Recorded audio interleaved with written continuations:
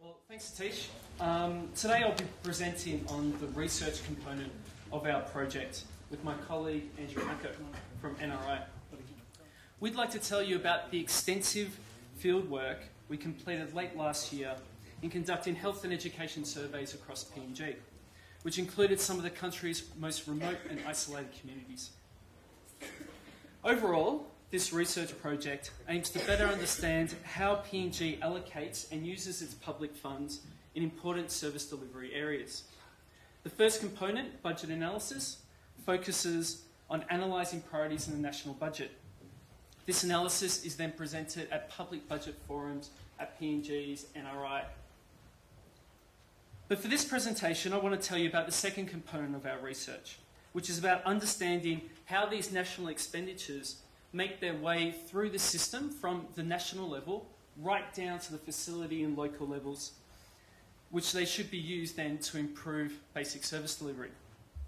I'll provide some background about why we carried out the survey, including our method and approach to successfully completing a large-scale survey in a country as diverse as Papua New Guinea.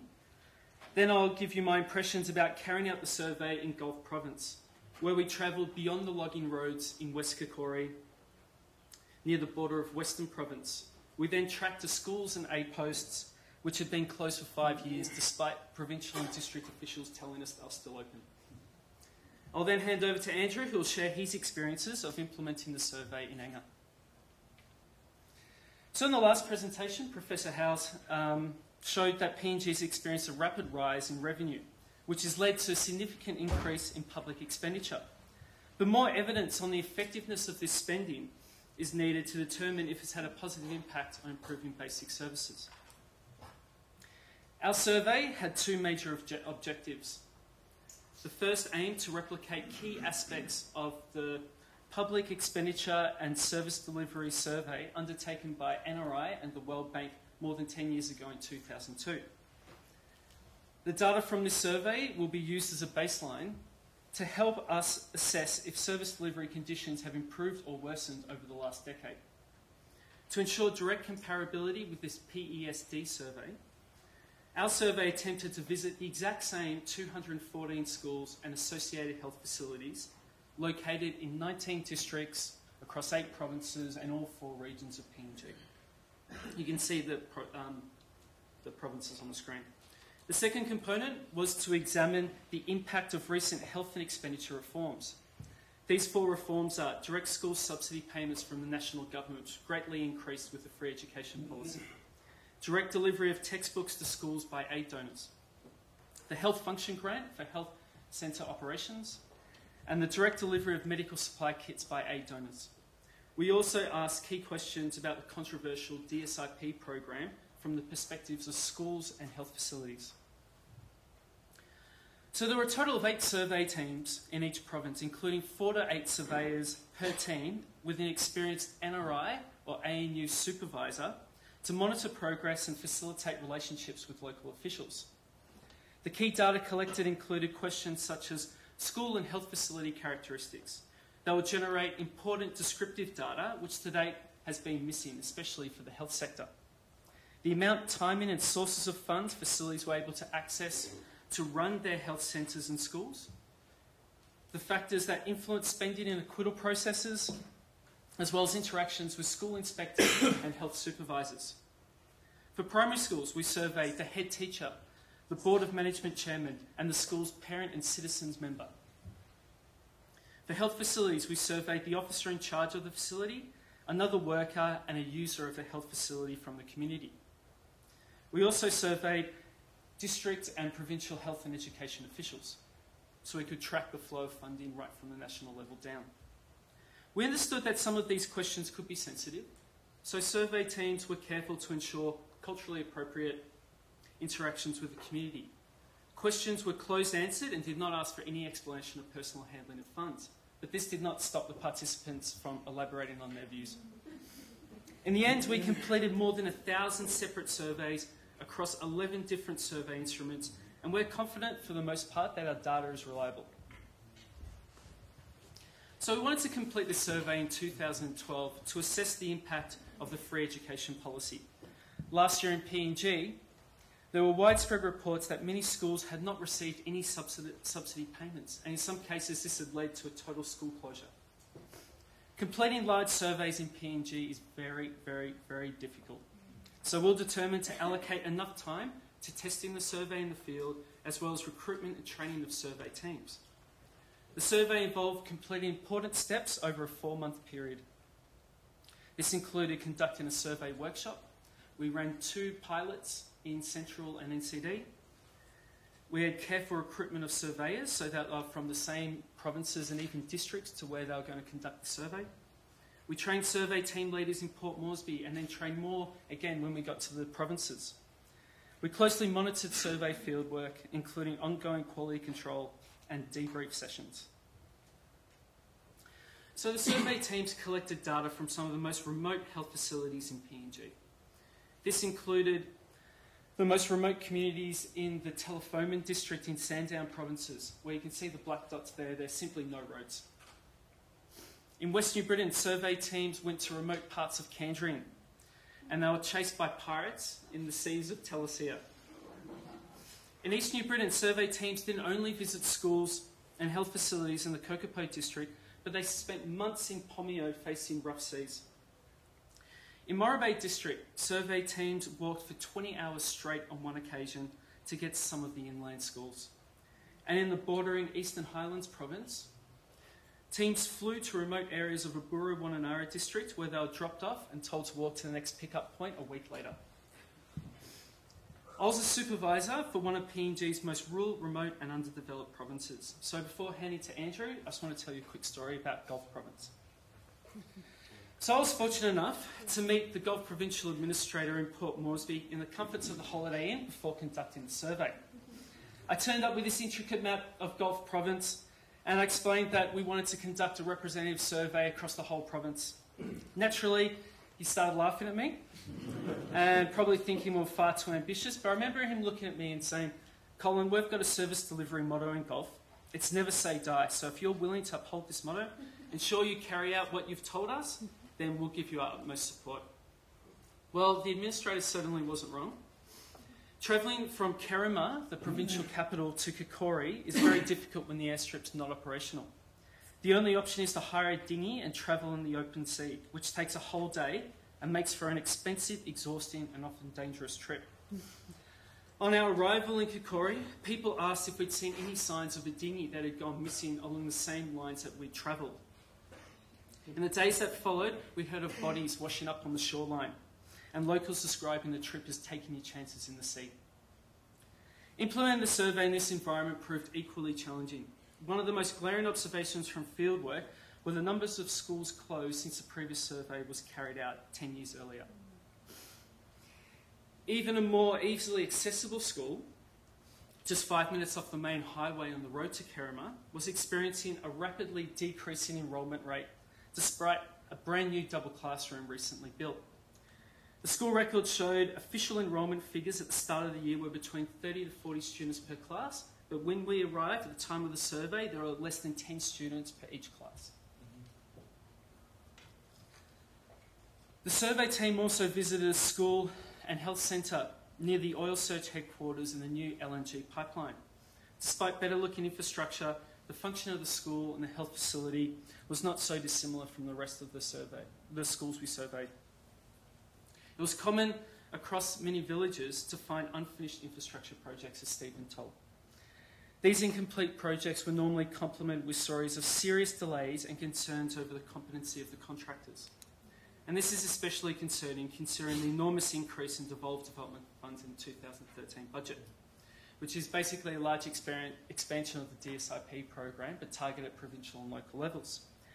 Perhaps even more scary is if these funds cannot be spent this year, they will not be rolled over like they were for DSIP, but instead they'll be incorporated back into national consolidated revenue. So I'm predicting a large spending frenzy at the end of the year. Despite these and future challenges, opportunities for improvement exist. Individuals who are determined to ensure that basic services persist despite all the problems. The survey team met this one incredibly dedicated head teacher at a remote school in Kokori, who teaches all classes in her primary school, grades 3 to 8, and she's the only one left. She's also volunteered to be the community health worker. For all the past years, there's been no workers in the village despite a brand new aid post. And this was due to a dispute between the government and church officials. Instead, the teacher operates a small health service out of her house, providing basic drugs and advice to sick people in her village. When asked about the subsidies that she receives for her school, this seemed really insignificant compared to the time it took to get that to a bank and how much it cost, which was thousands of kina. For the head teacher and the school board chairman, the closest bank was Port Moresby. And not to mention, they only had to travel so far, they had to risk their lives in the sea each time they wanted to access a bank. So while our return trip to Kokori proved to be much more challenging the second time around, our dinghy sank at least once in the ocean. We had to sleep on a beach at night. I couldn't help to reflect on this teacher and other health workers who constantly take their chances in the sea to teach classes and deliver essential medicines when they could easily defect their posts. I think they give that never say die motto in Gulf Province a literal meaning, and I'll just hand over to Andrew now to carry on with his experiences of hanging out.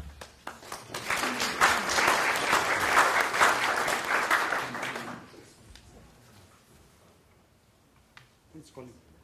Before I talk about my experience during the recent public expenditure facility survey, I'd like to share also my experience during the PNG 2000 census to highlight the importance of good fieldwork management to ensure the quality of the survey is reasonably high in a place like PNG. When the 2000 national census was conducted, I was recruited as a data collector. So at that time I was in high school. So a helicopter flew me and 4 other data collectors, including a team leader, to a very remote part of the province. Instead of actually visiting the villages, which were really scattered and required many hours of walking, the team leader actually asked us to remain in our rooms in the lodge that we were staying, and told us to field the survey ourselves. And then unfortunately that's what we did, and at the end of the week the helicopter picked us up and we went back. So to avoid such a situation in fieldwork, for this survey we had an experienced fielder supervisor from ANU and NRI with each of the provincial teams on the ground all the time. So also, for each of the for all the survey forms, we had GPS coordinates, so that the teams actually took photos of them and then of the facilities, and then recorded GPS coordinates on the forms. All right, I will now talk about my fieldwork experience in Enga Province during the survey. There are many challenges, but I will and also opportunities, but I'll just talk about the key ones. For Enga Province, we covered 30 schools and 19 health facilities in 3 districts in about 3 months. Like I said, many challenges, but the key ones, the first one is remoteness and isolation. Firstly, the survey covered some of the remote schools and health facilities in the province. Bad roads and bridges were common in the province. The survey team had to actually walk for hours after driving on very bumpy and deteriorated roads to get to the facilities. Remoteness also presented a lot of challenges in accessing funds by the team. The provincial capital had only one bank branch, and the ATMs were located at the provincial centre, so we had to carry a lot of funds. I mean, a lot of money in our pockets, so we risk a lot of being held up as well.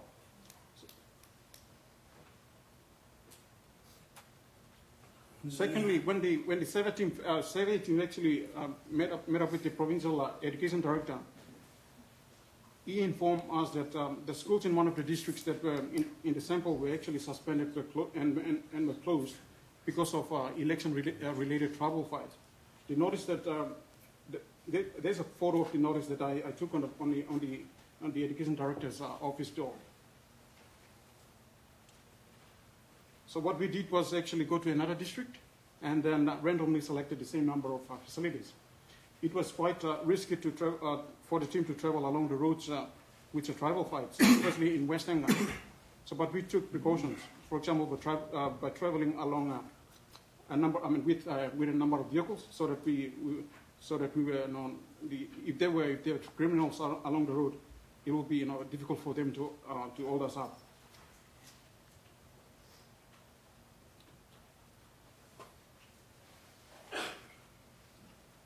At the primary and community schools we visited, existing school funds and spending were challenging due to lengthy processes the schools had to follow before funds were actually approved to be drawn from the school bank accounts by the Provincial Education Office and the remoteness of the schools. They were quite far from the provincial center. Even after funds were released, the capacity to properly manage the school funds by the schools was variable across schools. When we asked the respondents about the finance, total revenue could not match the total expenditure plus any funds rolled over to the next period. For many government-run schools, particularly, the community also often, suspected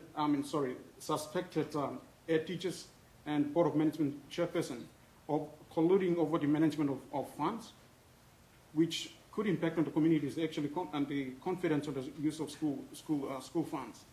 The main reason why the community acted that way was because the head teachers and the board of management chairperson were not transparent in dealing with the financial matters of the school. The level also the level and frequency of contact or support from the district, provincial and national government were variable as well. Facilities in the remote parts of the province had minimal to no visits and support in many years, including compulsory school and health inspections. Neglect in maintenance of existing infrastructure is a major challenge for effective service delivery in Enga. We found that this trend is common across the provinces we covered. Rundown schools and health facilities are common in all the districts that we visited. Most of the all classrooms, teacher houses, health facilities which were built in the 1970s and 80s, had large holes in the walls, had no desk for students, and most of them were actually shut down because they were so run down due to lack of maintenance over the years. I'll now focus on the opportunities for improvement of service delivery at the front line. Similar to many provinces covered in the survey, including Gulf Province, we met some very dedicated teachers and health workers who continue to work under very trying conditions, including volunteers, retired teachers, and health workers to ensure the facilities stay open. Most of these officers had to take on extra responsibilities. For example, teachers would teach multi-grade classes. In the photos, you can see two retired health workers who continue to work in their village aid post, even though they were no longer on payroll. They were actually retrans. Service delivery can be improved by supporting people who are committed to delivering health and education services in most remote places. Now that the provinces and the districts and LNGs have more funds, they should provide logistical support as well as such as vehicles, airfares for the schools and health inspectors to actually visit the facilities. Communities are also determined to see a change, so there is a need to engage more with people who can bring about change. The communities can also be part of the solution. For example, they can demand accountability on the funds received and spent. We also found that churches are dedicated in bringing service delivery. Where the government isn't present, the churches are. Across PNG, all survey teams reported that in most rural and remote areas, the churches have the greatest presence. With more funds now, maybe the churches must be included more in the development process. Finally, I'd just like to briefly mention the next steps of a survey. We are currently finalizing statistics from the summary statistics from the survey, and will be presented at the next PNG Budget Forum. The findings of the survey will be disseminated through the provinces which were covered and the relevant national departments, aiming to influence public policy, including the national budget allocations.